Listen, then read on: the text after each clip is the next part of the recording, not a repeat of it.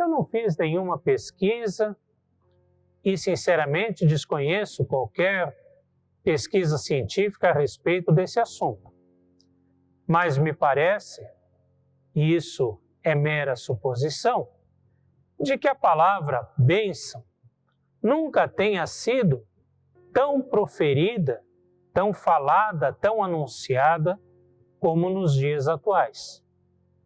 Parece que pregadores vivem a repetir, parece que igrejas vivem a proclamar, e as pessoas vivem a buscar cada vez mais bênçãos e bênçãos para si.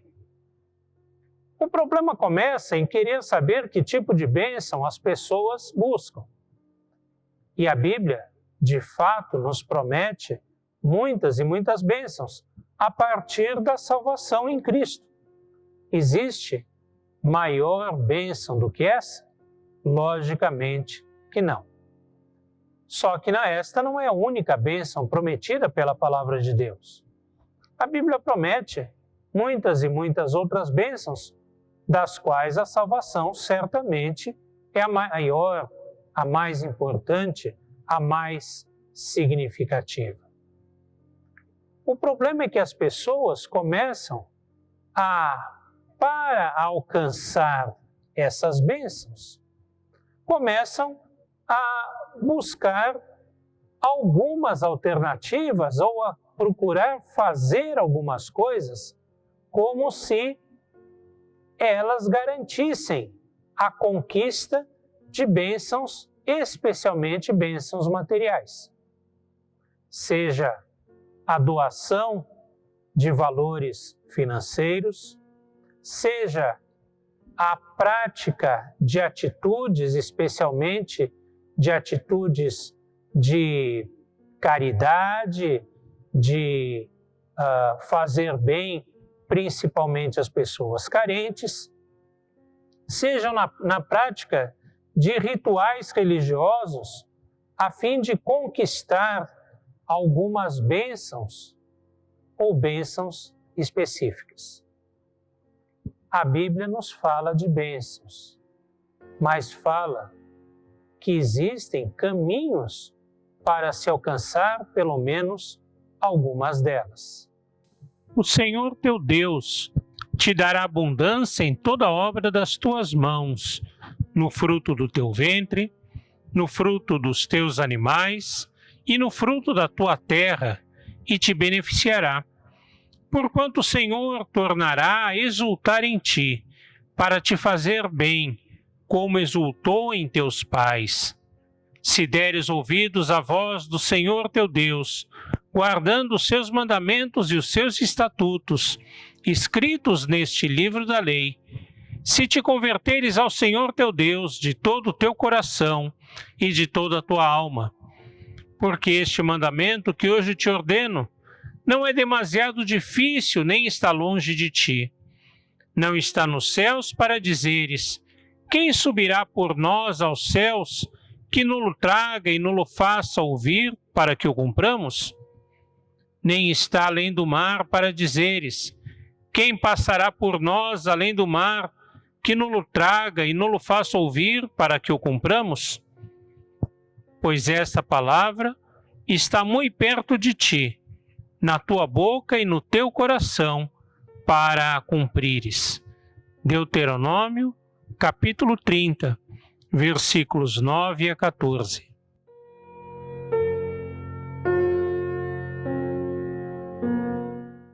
Quando a Bíblia fala dos atos graciosos de Deus para com o ser humano, ela usa de duas expressões, de dois termos.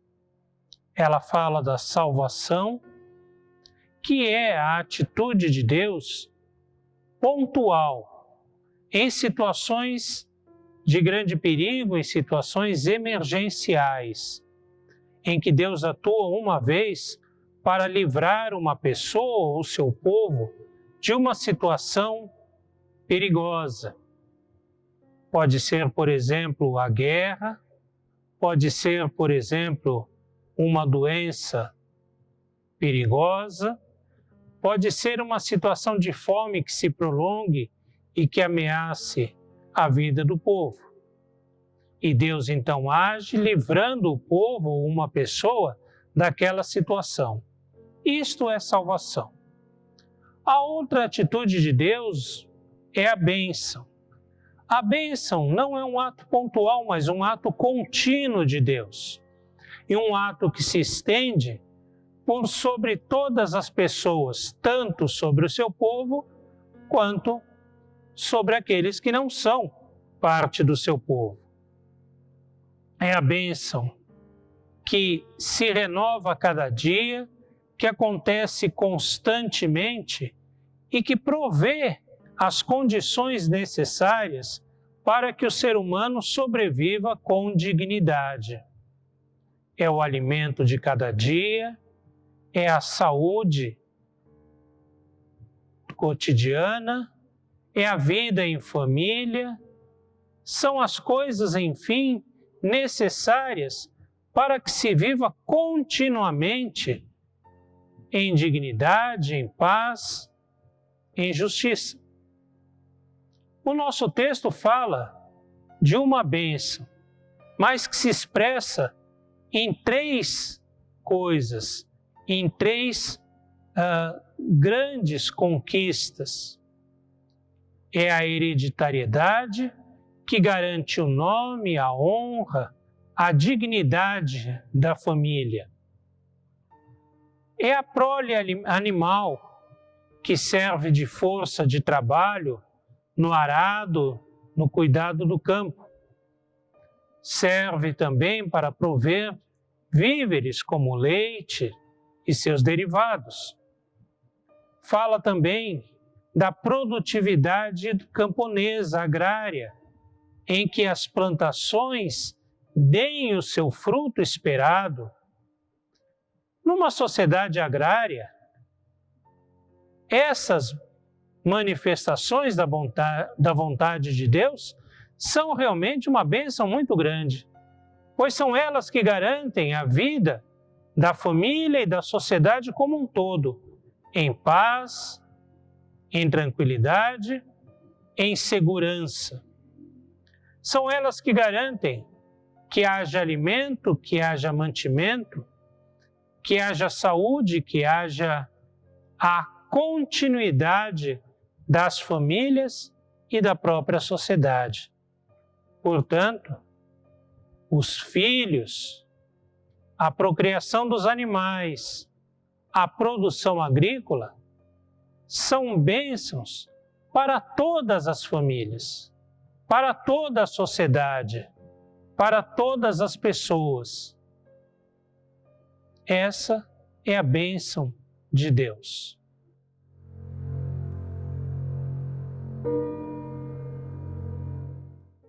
O texto de Deuteronômio fala dessas três manifestações como bênção de Deus: a hereditariedade, a procriação dos animais, a larga produção camponesa, da produção agrícola.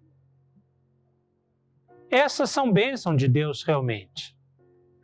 Mas essa bênção não vem como um ato espetacular de Deus que intervém na natureza e que faz com que ela produza espontaneamente, sem nenhum tipo de intervenção humana. Pelo contrário, o nosso texto fala que a bênção é desfrutar da obra das suas mãos, da obra das tuas mãos, ou seja, do seu trabalho. É o ser humano trabalhando, se esforçando, se dedicando, cuidando da sua família, cuidando dos seus animais, cuidando das plantações, que fará, através da ação de Deus, com que haja essa produtividade. Ou seja, é bênção de Deus, mas a bênção de Deus é poder desfrutar do trabalho humano. E nisso, o texto de Deuteronômio reconhece duas coisas.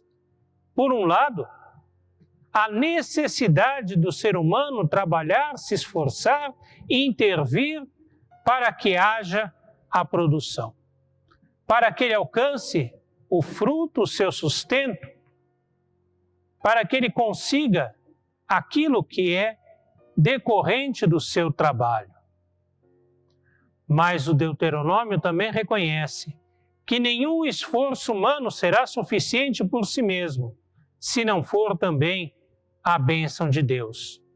Porque, afinal, por mais que o ser humano se esforce, por mais que o ser humano se dedique, se Deus não abençoar, nenhum trabalho dá o devido resultado. Então, a bênção de Deus não é algo que se conquista por agradar a Deus simplesmente. Agradar a Deus através de donativos, através de atitudes caridosas, através de rituais que comprem o favor divino. Não. É através do trabalho, da dedicação e da bênção de Deus decorrente de todas essas coisas.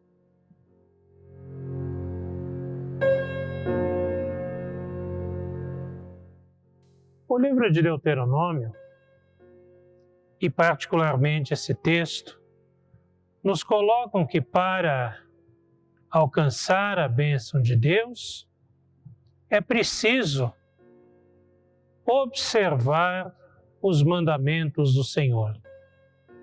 Os mandamentos que hoje te ordeno, diz o texto, guardarás no teu coração e na tua boca. Ou seja, estará no íntimo, no pensamento, e estará na prática, naquilo que fazemos como obra das nossas mãos, como palavras da nossa boca. Os mandamentos de Deus devem ser preservados, devem ser guardados, devem ser obedecidos, praticados. E por que isso? Será que Deus é um ser caprichoso que simplesmente exige a obediência pela obediência, exige que os homens o sirvam para que ele conceda os seus benefícios a esse ser humano? Não, não é isso. Se observarmos as leis do Deuteronômio, nós teremos ali uma série de leis sobre as mais diversas áreas, as mais diversas dimensões da vida humana e da vida social. Nós temos, por exemplo, leis sanitárias, nós temos leis sobre a convivência entre as pessoas, nós temos leis sobre a relação entre pais e filhos, nós temos leis sobre o cuidado para com os pobres. Enfim, o Deuteronômio é uma espécie de constituição da comunidade, uma série de normas, de preceitos, de leis que têm o objetivo a construção de uma sociedade justa, de uma sociedade solidária, de uma sociedade onde as pessoas possam desfrutar do fruto do seu trabalho e possam viver em harmonia, em comunhão, se realizar enquanto indivíduos e, principalmente, que haja a realização do povo como um todo enquanto comunidade. Os mandamentos de Deus, principalmente aqueles expressos no Deuteronômio, mesmo aqueles que são religiosos, mesmo aqueles que dizem respeito ao relacionamento entre o ser humano e Deus, esses mandamentos falam da vida em sociedade e buscam a constituição de uma sociedade que viva em paz e em harmonia.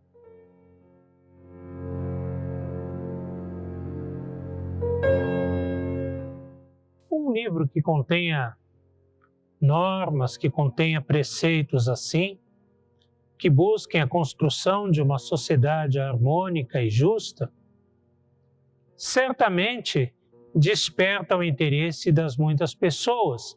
E muitas pessoas costumam ler as leis do Deuteronômio. E aí está um problema. O problema é que muitas vezes querem transportar as leis do Deuteronômio daquela sociedade para a nossa, diretamente, como se fossem aplicáveis, sem nenhum tipo de crítica, sem nenhum tipo de observação, sem nenhum tipo de mudança. Ora, o Deuteronômio foi escrito, talvez, 400 anos antes de Cristo, ou talvez até mais. O fato é que ele foi escrito há 2.500 anos aproximadamente, numa sociedade que vive num contexto geográfico quase que desértico, numa economia basicamente agrária, familiar, uma estrutura social familiar, patriarcal, e não podemos simplesmente transpor aquelas normas como se elas fossem válidas para hoje, sem nenhum tipo de observação, sem nenhum tipo de adaptação, mesmo sendo as nossas sociedades, mesmo sendo os nossos mundos tão diferentes. Como aplicar o preceito, por exemplo, de que o filho que fosse desobediente deveria ser apedrejado? Ora, isso é uma crueldade muito grande, pensando no nosso mundo moderno, pensando na nossa sociedade, no nosso contexto. E é preciso entender que a lei do Senhor, ela não significa uma série de preceitos intocáveis, imutáveis na sua forma, na forma de preceitos como se apresenta. Mas eles são princípios esses sim, de justiça, de cuidado, de paz, que esses devem ser preservados. Preservadas as estruturas da família como base da sociedade, preservadas as estruturas da justiça que não permita com que haja um único pobre no meio do povo, preservadas as estruturas que garantam que nenhum outro tipo de divindade que queira escravizar o povo, que queira colocar o povo sob as suas ideias distorcidas de um mundo injusto, como seu Senhor. Não. É a ideia, o princípio de que só o Senhor traz paz, traz justiça, traz liberdade. É entender as leis de Deus, os mandamentos do Senhor, como que princípios que visam a liberdade das pessoas e não a sua escravidão. E entendendo esses preceitos aplicados naquela sociedade, aí sim, estender esses princípios, os princípios básicos, à nossa sociedade e entendê-los como válidos ainda hoje para construirmos um mundo de paz, um mundo de justiça, um mundo de harmonia, como seja da vontade de Deus, como sendo a expressão da vontade do Senhor, como sendo a expressão do seu reino na face da terra.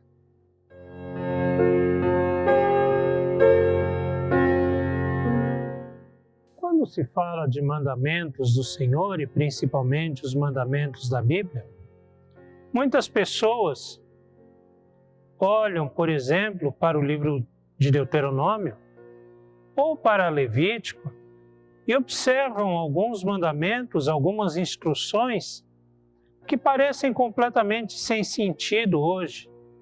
O sacrifício de animais para prestar culto a Deus, rituais de purificação, a preservação de não se comer determinados alimentos e diversas outras coisas, diversos outros preceitos que hoje nos parecem sem importância ou sem sentido diante da nossa sociedade, diante do nosso mundo.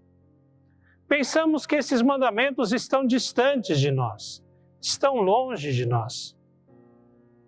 No entanto, se nós observarmos para a essência, para o que eles significam, para o que eles representam, nós veremos que esses mandamentos têm muito mais a ver conosco do que nós pensamos, muito mais a ver com o nosso mundo do que nós pensamos.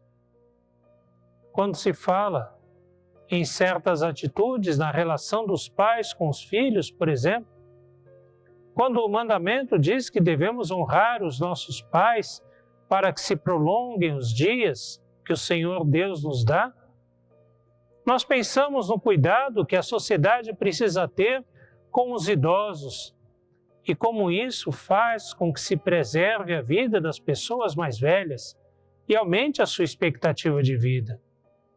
Quando nós olhamos para o campo, para as plantações, e nós vemos as regras de cuidado com a terra que havia no livro de Deuteronômio, no livro de Levítico, nós vemos que são normas extremamente importantes para a preservação da saúde do solo, para que o solo não se deteriore e seja produtivo. Quando nós vemos o cuidado na preservação com relação a certos alimentos, nós nos lembramos da necessidade de termos uma alimentação saudável ainda hoje, e que talvez o impuro não seja a carne de porco mais, mas talvez sejam certos alimentos transgênicos, enlatados ou de origem duvidosa.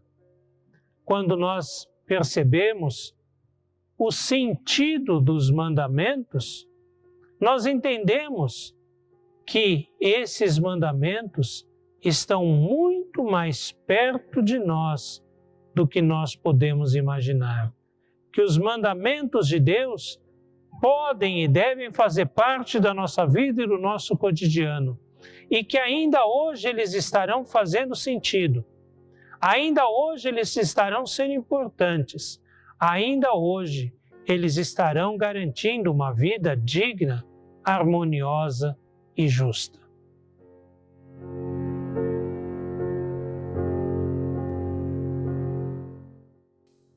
Somos chamados a viver segundo os mandamentos de Deus.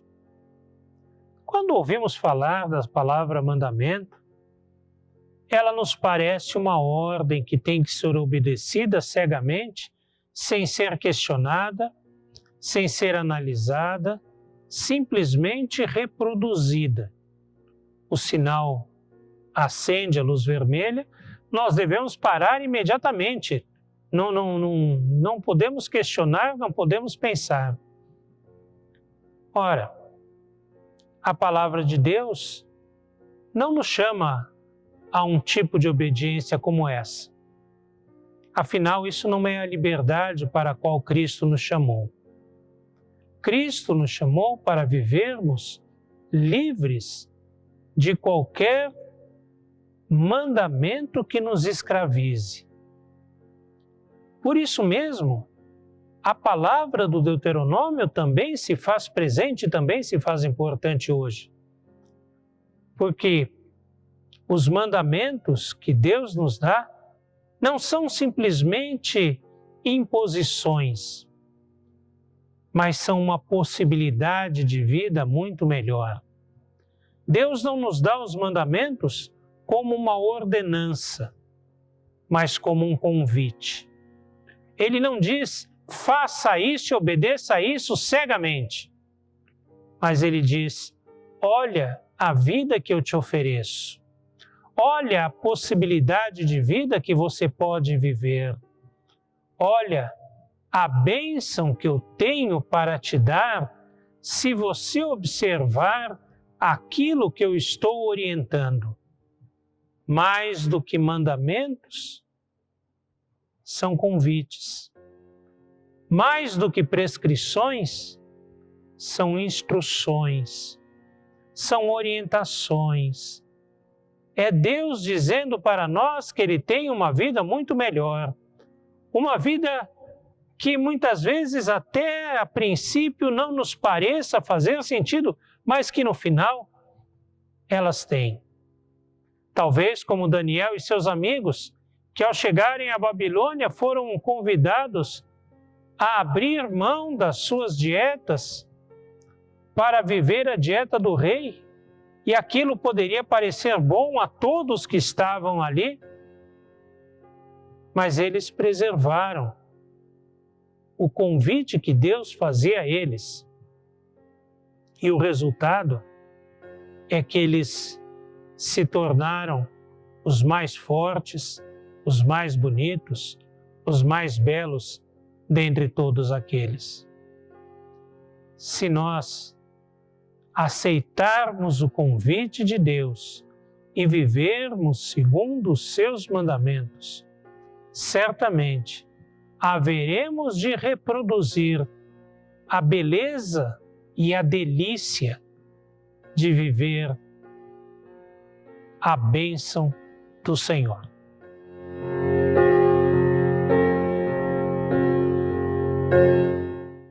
O texto de Deuteronômio nos fala de bênçãos. Bênçãos que podemos definir como bem-estar da pessoa, da família, da sociedade. E ele fala também como se alcança essas bênçãos. Essas bênçãos não vêm do céu em troca de donativos financeiros, de atitudes de caridade, nem mesmo de práticas de certos rituais como se fossem mágicas que conquistassem o favor de Deus. Não. Essas bênçãos vêm naturalmente, decorrentes de uma vida pessoal e em sociedade, uma vida de justiça, de paz, de trabalho, de solidariedade natural. Essa ideia está no centro do Deuteronômio. A construção de uma sociedade de paz, uma sociedade de justiça, uma sociedade de solidariedade. E ao viver estes valores, valores divinos, sim, ao viver esses valores, mais do que proclamar, constrói-se uma sociedade, constrói-se um mundo em que todos podem desfrutar do produto do seu trabalho, da bênção que Deus concede a todos aqueles que fazem a sua vontade. Os mandamentos do Senhor não são pesados. Os mandamentos do Senhor não estão distantes da nossa mão, não são impossíveis de serem praticados. Mas, ao descobrirmos o cerne, o sentido dos mandamentos do Senhor e vivê-los em sociedade, nós podemos construir um mundo de justiça e de paz, não nas bases humanas, mas segundo os paradigmas do reino de Deus. Que nós possamos viver individualmente, como igreja e como sociedade, a vida que o Senhor tem para nós, e assim podermos desfrutar das bênçãos que naturalmente decorrem da vivência da justiça e paz que vem do Senhor.